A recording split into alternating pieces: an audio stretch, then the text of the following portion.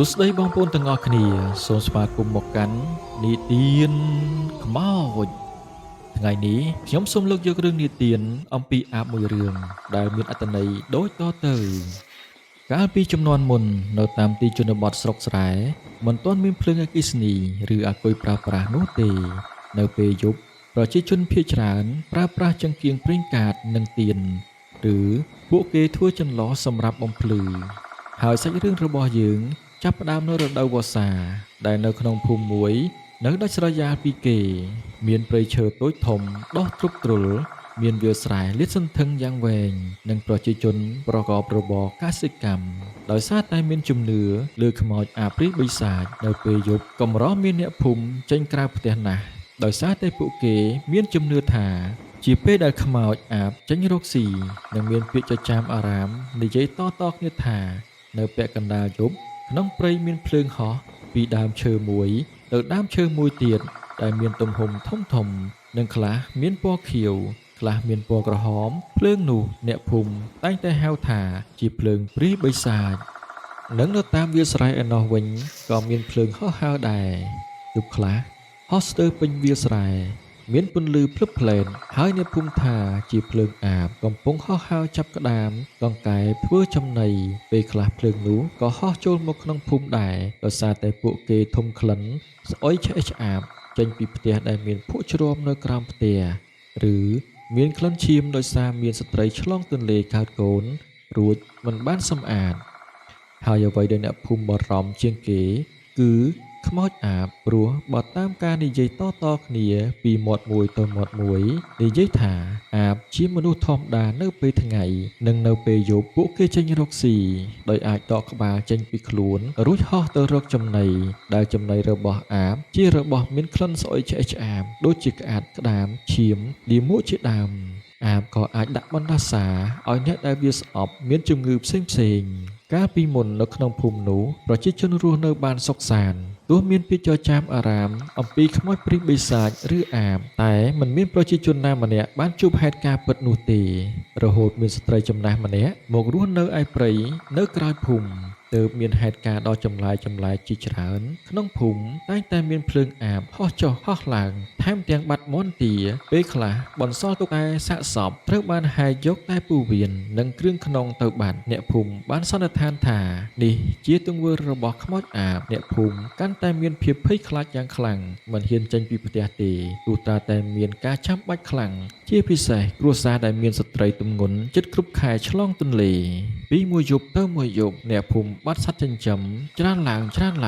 មេភូមិបានប្រកាសអាសន្ននិងបានប្រាប់ឲ្យប្រជាជនត្រូវតែកាប់មែកឈើដែលមានបន្លាវែងមកធ្វើជារបងជុំវិញផ្ទះនិងនៅតាមទីដែលមានភក់ជ្រាំនិងចាត់ក្រុមអ្នកយាមដែលមានប្រដាប់ដោយកាំបិតពូថៅដើម្បីការពារក្នុងភូមិនិងជាពិសេសតាមដានរកមុខខ្មោចអាប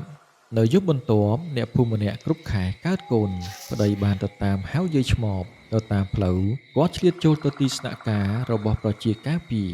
ដើម្បីជូនដំណឹងថាប្រពន្ធគាត់ជិតកើតកូនហើយ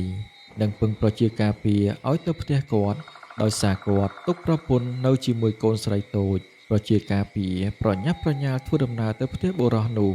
រីឯនៅផ្ទះបុរសនោះវិញមានអាបមួយក្បាលបានធំក្លិនឆ្អាបទឹកភ្លោះនិងហោះមកនៅក្រោមផ្ទះបំរុងលិតទឹកភ្លោះតែចូលមិនបានដោយសារតែមានបន្លាស្របពេលនោះអាបបានលឺសម្រាប់ជើងរបស់បុរសជាប្តីនិងយាយឆ្មក់មកដល់អាបក៏ហោះទៅលាក់ខ្លួនក្នុងព្រៃនិងបានសម្លឹងមកក្រោមផ្ទះទាំងស្រក់ទឹកមាត់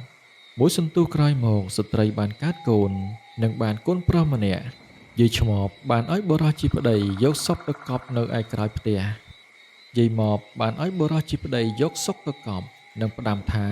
កប់រួចត្រូវយកបន្លាមកច្រាស់លើកន្លែងកប់សុកនោះផងតែបុរសជាប្តីមិនបានកប់សុកនោះឲ្យបានជ្រៅនិងមិនបានច្រាស់បន្លានោះទេព្រោះយប់ងងឹតផងនិងគាត់ខ្លាចផងបុរសជាប្តីប្រញាប់ប្រញាល់ឡើងមកលើផ្ទះវិញយប់ជ្រៅបន្តិចអាបក៏បានហោះមកការយកសុកនោះមកស៊ីកំពុងតែឆ្ងាញ់ផងប្រជាការពារបានមកទាន់និងបានដេញតាមចាប់និងប្រគប់ប្រកាសហៅអ្នកភូមិមកតាមចាប់អាបនោះដោយសារតែមាត់កំពុងខំសុកផងហោះកិច្ចផងក៏បានទៅតាក់ជាមួយនឹងបន្លាប្រជាការពារតាមចិត្តទាន់ អាបនោះខំរើបំរាស់ជាខ្លាំងដោយសារតែពូវៀនរបស់អាបនោះជាប់នឹងបន្លាភ័យផងបានទម្លាក់សុកចោលតែចិត្តរើរួចពីបន្លាហើយស្រាប់តែមានប្រជាការពីរម្នាក់កាប់មួយកំបិតចំសួតអាបជ្រុះមកលើដីឬសូរតែខ្ពីអាបនោះឈឺខ្លាំងណាស់ប្រជាការពីរម្នាក់នោះបំរុងថែមមួយកំបិតទៀតតែអាបនោះបានហោះរត់ទាន់ហោះបណ្ដាលស្រែកទ្រហឹងពេញព្រៃដោយសារតែឈឺចាប់ប្រជាការពារនិងប្រជាជនបានរត់តាមពីក្រោយអាបតែអាបនោះបានបាត់ស្រមោលឈឹងពេលហោះមកដល់ជិតផ្ទះស្ត្រីចំណាស់ចំណូលថ្មីយប់នោះប្រជាជនក្នុងភូមិបាននាំគ្នាមកព័ទ្ធជុំវិញផ្ទះស្ត្រីចំណាស់ព្រោះពួកគេសង្ស័យស្ត្រីចំណាស់ជាអាបមួយសន្ទុះក្រោយមកមេភូមិក៏បានមកដល់គាត់បានប្រាប់ឲ្យប្រជាជននិងប្រជាការពារស្រែកហៅស្ត្រីចំណាស់ចេញពីផ្ទះមកប្រជាជនបានស្រែកហៅលឺយ៉ាងខ្លាំងតែក៏ស្ងាត់មិនមានសំឡេងឆ្លើយតបទេ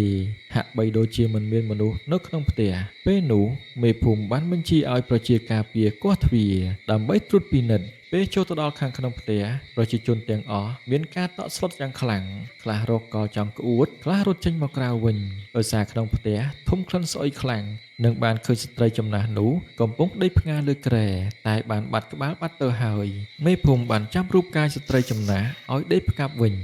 រួចបានហៅប្រជាជនឲ្យត្រឡប់ទៅក្នុងភូមិដោយទុកតែប្រជាការពារឲ្យចាំតាមដានហេតុការណ៍ផ្សេងៗប្រជាការពារបានរកកន្លែងលាក់ខ្លួនមួយសន្ទុះក្រោយមកដោយសារតែមិនមានឃើញមនុស្សអាបនោះបានហោះមកនិងចូលក្នុងផ្ទះតាមបង្អួចសំលេងយំផងស្រែកផងលីឡំនឹងការឈឺចាប់រំពងទ្រហឹងពេញព្រៃ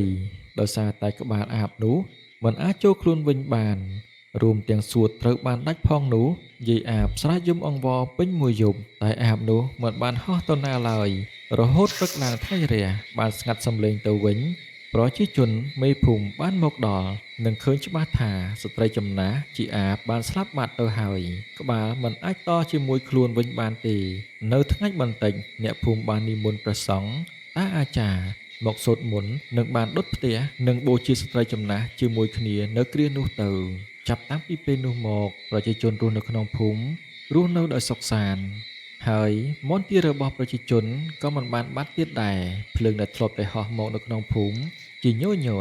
ក៏បាត់សូន្យឈឹងពីថ្ងៃនោះតទៅអរគុណបងប្អូនទាំងអស់គ្នាដែលបានតាមដានស្ដាប់ការនិទានមួយនេះតាំងពីដើមរហូតមកដល់ចប់បើសិនជាខ្ញុំបាទមានការលើសលួសត្រង់ចំណុចណាមួយសូមបងប្អូនមេត្តាអធ្យាស្រ័យនិងខមមិនពីចំណុចខ្វះខាតខ្ញុំនឹងធ្វើការកែសម្រួលសូមបងប្អូនជួយចុច like Subscribe រួចដាក់សញ្ញាកណ្ដឹងដើម្បីបានទទួលវីដេអូថ្មីៗមុនគេសូមអរគុណ